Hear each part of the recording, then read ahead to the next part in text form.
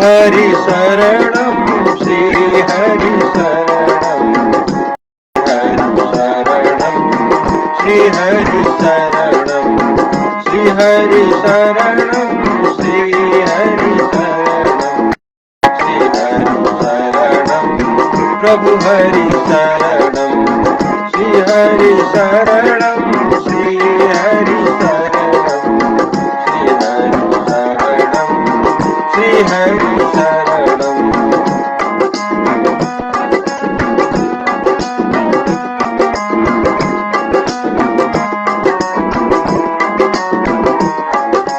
श्री हरि शरणं श्री हरि शरणं प्रभु हरि शरणं श्री हरि शरणं श्री हरि शरणं श्री हरि शरणं प्रभु हरि शरणं श्री हरि शरणं प्रभु हरि शरणं श्री हरि शरणं प्रभु हरि शरणं श्री हरि शरणं प्रभु हरि शरणं श्री हरि शरणं प्रभु हरि शरणं श्री हरि शरणं श्री हरि शरणं श्री हरि शरणं श्री हरि शरणं।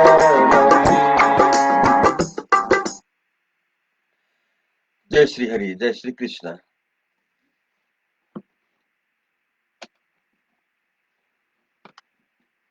आज म श्री हरिवंश पुराणको हरिवंश पुराणको 14 दिनमा आज म 16वां अध्याय प्रारंभ करने जा रहा हूँ। इसमें आज हम श्राद्ध कल्प, जन्मेजय द्वारा पिता का श्राद्ध तथा पितृ स्वरूप निर्णय संबंधी प्रश्न, शंतनु का अपने श्राद्ध में स्वयं हाथ बढ़ाकर भीष्म से पिंड मांगना, इसके विषय में आज हम श्रवण करेंगे। जन्मेजय ने पूछा, द्विज श्रेष्ठ अदिति नंदन भगवान सूर्य के पुत्र एवं श्राद्ध देव क्यों कहलाते हैं और श्राद्ध की उत्तम विधि क्या है, इससे मैं सुनना चाहता हूँ। पितरों की आदि सृष्टि कैसे हुई, ये पितर कौन है? हमने ब्राह्मणों के मुख से यह बात सुनी है कि जो पितर स्वर्ग में स्थित है वे देवताओं के भी देवता है। वेद के जानने वाले भी ऐसा ही कहते हैं। अतः मैं इस बात को भली भांति जानना चाहता हूँ। उनके जो गण कहे गए हैं उनका जो परम बल है और हमारा किया हुआ श्राद्ध जिस प्रकार उन्हें तृप्त करता है तथा जो पितर प्रसन्न होकर मनुष्यों का कल्याण करते हैं उन सबको एवं उत्तम पितृ सर्ग को मैं जानना चाहता हूँ। वैश्यपायन जी बोले, बहुत अच्छा, मैं तुमसे पितरों के उत्तम सर्ग का वर्णन करूंगा। हमारा किया हुआ श्राद्ध जिस प्रकार पितरों के तृप्त करता है तथा जो पितर श्राद्ध से संतुष्ट होकर हमें कल्याण के भागी बनाते हैं उनका परिचय दूंगा। पूर्व काल में भीष्म के पूछने पर मार्कंडेय जी ने उनसे इस विषय का वर्णन किया था।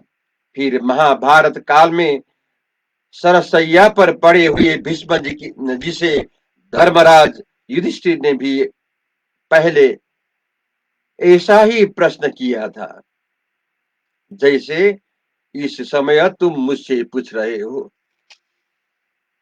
भीष्म जी ने युधिष्ठिर को जिस प्रकार उत्तर दिया था वह सब मैं तुम्हें क्रमशः बताऊंगा। पहले मार्कंडेय जी के पूछने पर सनत कुमार जी ने जो उपदेश दिया था वही युधिष्ठिर और भीष्म के संवाद में कहा गया है।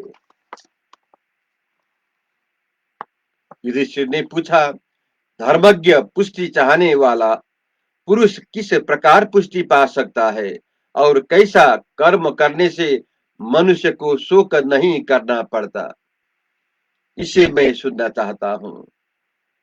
भीष्म जी ने कहा, युधिष्ठिर, जो समस्त कामनाओं को पूर्ण करने वाले श्राद्धों द्वारा तत्पर होकर पितरों को तृप्त करता है, वह पितरों की प्रीति में लीन रहने वाला श्राद्ध कर्ता इस संसार में आनंद भागी होता है और मरने के बाद परलोक में सुख भोगता है। युधिष्ठिर, पितर धर्म चाहने वाले को धर्म, संतान चाहने वाले को संतान और पुष्टि चाहने वाले को पुष्टि भी प्रदान करते हैं। युधिष्ठिर ने पूछा, किन्हीं के पितर स्वर्ग में रहते हैं और किन्हीं के नरक में, क्योंकि यह बात प्रसिद्ध है कि प्राणियों को अपने कर्मों से उत्पन्न होने वाला फल अवश्य भोगना पड़ता है।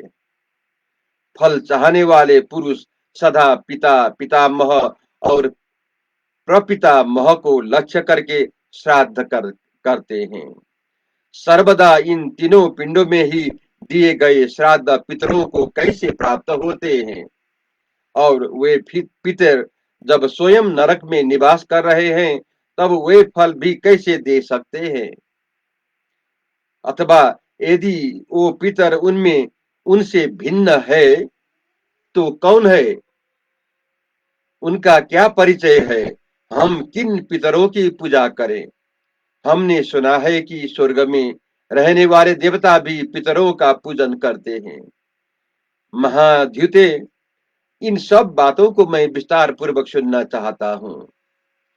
पितरों के निमित्त किया हुआ श्राद्ध किस प्रकार प्राणियों का उद्धार करता है, इस कथा का आप वर्णन कीजिए, क्योंकि आपकी बुद्धि अथाह है।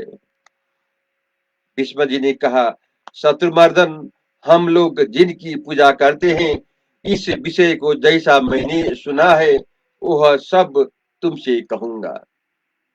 जो अन्य पिता, पितामह आदि से भिन्न पितर है, इस विषय में मेरे परलोकवासी पिता भी गाथा गाई है। श्राद्ध के समय जब मैं अपने पिता को पिंड देने लगा तब उनका हाथ भूमि को फाड़कर निकल आया और वे उस हाथों में ही मुझसे पिंड मांगने लगे।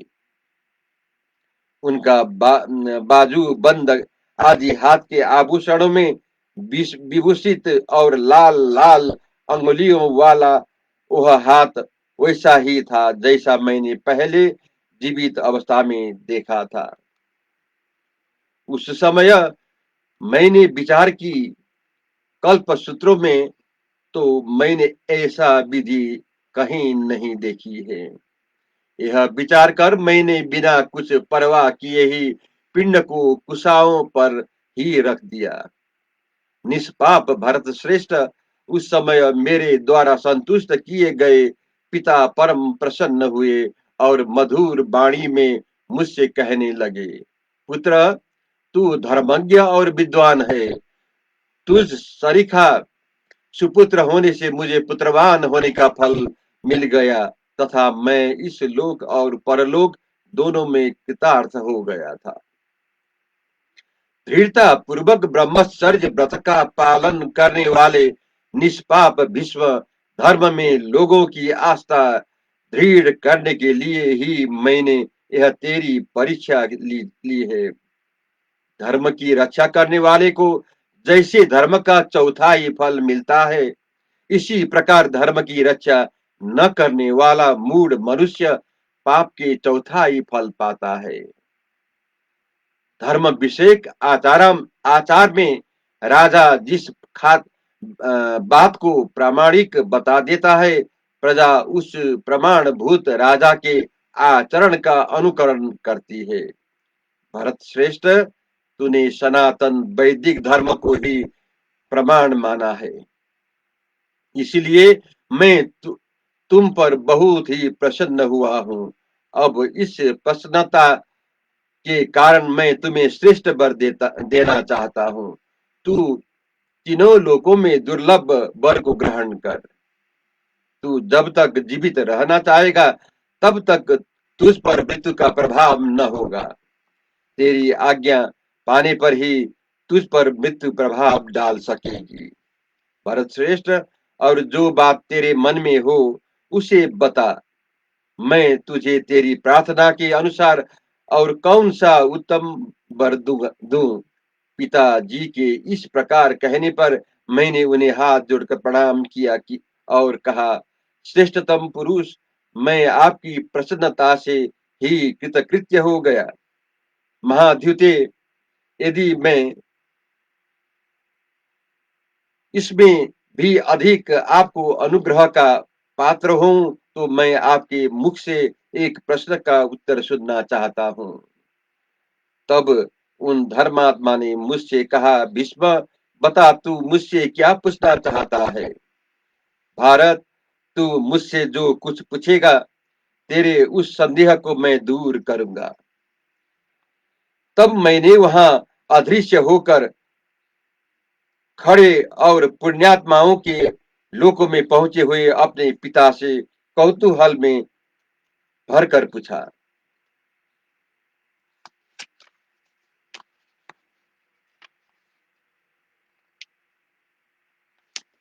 विश्वजी ने पूछा, पिताजी, पितृगण देवताओं के भी देवता सुने जाते हैं। देवता ही पितर है या दोनों भिन्न भिन्न है। हम इनकी पूजा करें। इसमें थोड़ा जानकारी है, इसको मैं सुनाता हूँ। अर्थात कर्मणा पितृलोको विद्या देवलोक, कर्मणा पितृलोको विद्या देवलोक। इस श्रुति में कहा है कि कर्म से पितृलोक मिलता है और विद्या से देवलोक, ब्रह्मलोक से नीचे के लोक पितृलोक कहलाता है और देवलोक पद से ब्रह्मलोक समझ जाता है। क्रमश पितृयान और देवयान दोनों में ले जाने वाले मार्ग है। स्वर्गलोक में रहने वाला देवताओं के लोक से ऊपर 3 लोक में पितर रहते हैं। इससे इनकी भिन्नता सिद्ध होती है। साथ ही देवा पितर पितरो देवता, देवा पितर पितरो देवता। इस प्रकार देवता और पितरों का अभेद भी सुनने में आता है।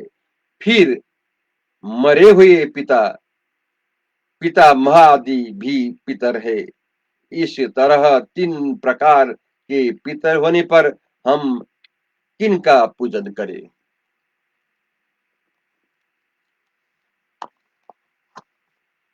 तात, दूसरे लोक में गए हुए पितरों को हमारा दिया हुआ श्राद्ध कैसे तृप्त करता और श्राद्ध का क्या फल है। देवता, दानव और मनुष्य तथा यक्ष, नाग, गंधर्व, किन्नर और महासर्प आदि किसकी पूजा करते हैं। धर्मज्ञ, इस विषय में मुझे बड़ा कौतूहल और संदेह है, अतः आप इसका मुझसे वर्णन कीजिए, क्योंकि क्योंकि मेरे विचार से आप सर्वज्ञ है। भीष्म के इस वचन को सुनकर पिता शंतनु बोले। शंतनु जी कहा, भारत, जो बात तू मुझसे पूछता है उसे मैं संक्षेप में कहता हूँ। निष्पाप पितर जिस प्रकार उत्पन्न हुए हैं और उनके अन्न आदि देने से जो फल मिलता है, श्राद्ध में पितरों के कारण को अर्थात जिनके ये कार्य है उनको तू सावधान होकर सुन। तात, स्वर्ग में स्थित पितृ देवता आदि देव ब्रह्मा जी के पुत्र है। देवता, असुर,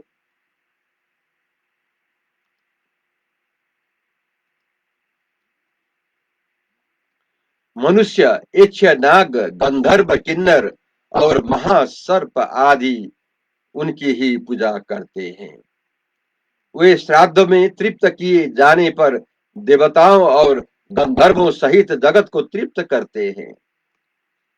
यह वेद अथवा ब्रह्मा जी का अनुशासन है। महाभाग, तू आलस्य रहित होकर श्रेष्ठ श्राद्धों द्वारा उन पितरों का यजन कर। तब वे सब कामनाओं का फल देने वाले पितर तेरा कल्याण करेगा। भारत, यदि तू नाम गोत्र आदि का उच्चारण करके उनकी आराधना करेगा तो वे पितर हमें और हमारे स्वर्गीय पितरों को भी तृप्त करेंगे। और बाकी सब बातों को मार्कंडेय जी तुझसे कहेंगे। भारत, वे पितृभक्त और आत्मा ज्ञान से परिपूर्ण है। आज ये मेरे ऊपर अनुग्रह करके करने के लिए ही श्राद्ध में आए हैं। अतः इन महाभाग्यवान मार्कंडेय जी से ही तू इन प्रश्नों का पूछ। इतना कहकर संतनु अंतर्ध्यान हो गया। जय श्री हरि।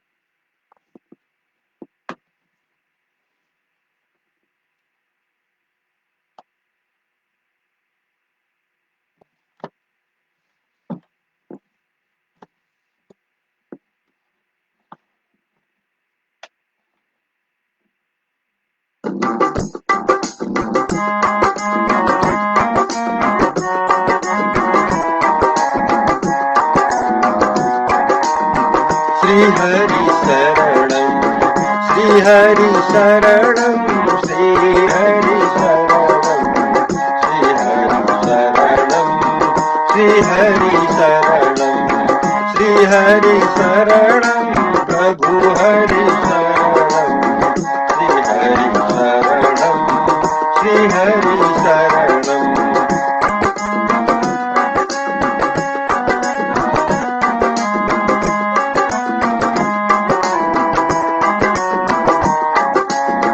श्री हरि शरणम, प्रभु हरि शरणम, श्री हरि शरणम, प्रभु हरि शरणम, हरि शरणम, श्री हरि शरणम, श्री हरि शरणम, प्रभु हरि शरणम।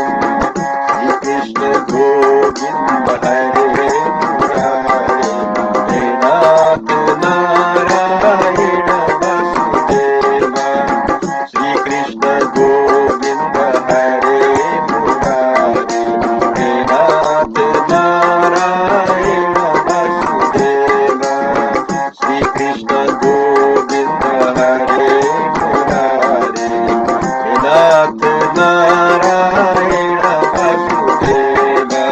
एकमात्र स्वामी सखा हमारे, एकमात्र स्वामी सखा हमारे, हे नाथ नारायण वसुदेवा। श्री कृष्ण गोविंद हरे मुरारे, हे नाथ नारायण वसुदेवा।